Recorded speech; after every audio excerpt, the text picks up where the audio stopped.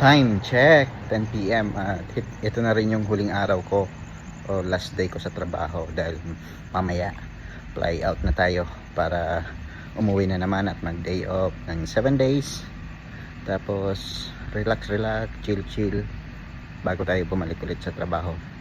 Parang sa barko lang, nakaka-excite pag last day mo na. Ganun din ang nararamdaman ko. Kaso nga lang, kung kailan huling araw ko na sa trabaho ay parang mabubugbog ako kasi 720 lang naman na tao ang papakainin ko ngayon na sa almusal. Pero kakayanin, try natin. So dito na muna ako, magtatrabaho lang muna ako sa huling araw at magkita-kita tayo mamaya. Ciao. Pagpasok ko pa lang sa kusina, una kong ginagawa ay ipasok yung mga trolley na gagamitin ko. Sunod yung Bain Marie. Para bago magsimula ang service, ito ay nasa tamang temperature na. Kumbaga sa oven ay naka-preheat na ito. Pagkatapos, ilalabas ko na yung mga ginawa kong prep kahapon para ito ay lutuin na ngayon. Dito sa mines, importante yung pag-prep ng advance upang hindi ka kapusin sa oras at hindi ka maghabol. Bukod sa advance prep, kailangan na advance ka rin dapat mag-isip sa lahat ng oras. Bilang FIFO chef, kailangan perfecto yung timing mo. Kaya kailangan 30 minutes before the service dapat ready na ang lahat ng pagkain. Kumbaga, bawal ma-delay at magkamali. Nakasanayan ko nang pumasok sa trabaho ng maaga at madalas, maaga ako ng halos 1 oras. Bali 3 pala kami ngayon na chef at meron kaming kanya-kanyang trabaho.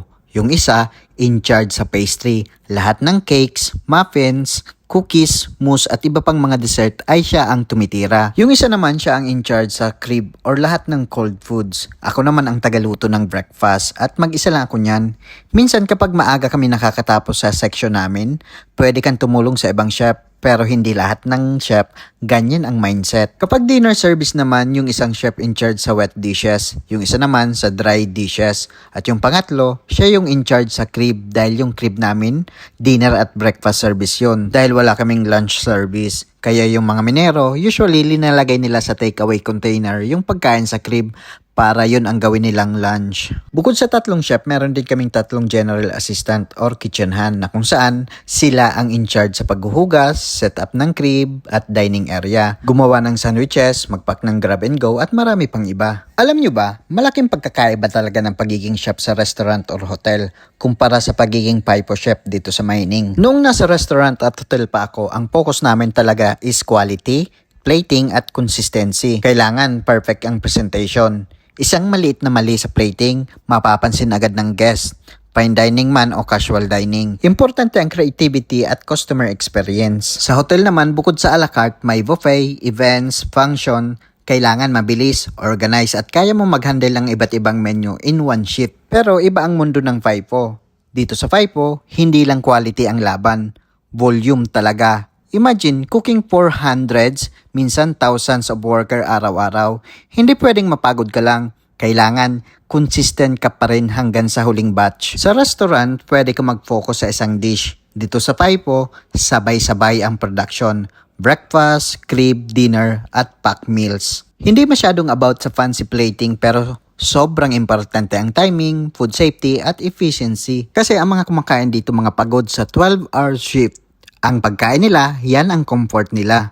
Kaya para sa akin, parehong challenging, iba lang ang battlefield. Pero kahit nasa ibang battlefield na ako ngayon ng pangungusina, marami akong natutunan noong restaurant chef pa ako. At dala-dala ko pa rin hanggang ngayon dito sa FIFO. Yon. Kalipas ang magdamag na trabaho, bakbakan, finally nakaraos na. At ngayon pa balik na kami sa kwarto para maligo, mag-refresh, tapos biyahe na papunta ng airport. So relax naman kami, sila naman ang magtatrabaho. Muli ako si Kusinero Mayor na nagsasabing ingat lagi, paalam.